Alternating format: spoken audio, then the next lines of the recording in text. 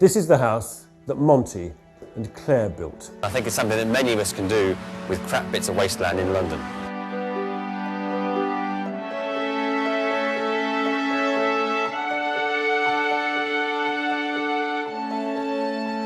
A house which they built on a really difficult site, and which, as a result, is incredibly tailored, both to where it is, but also to them.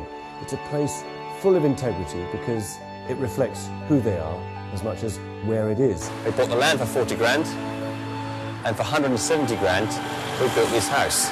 And it is also full of energy, and it's full of invention and inventions, from sliding glass roofs to angled doorways to drawers that, when you open them, actually turn into a basin.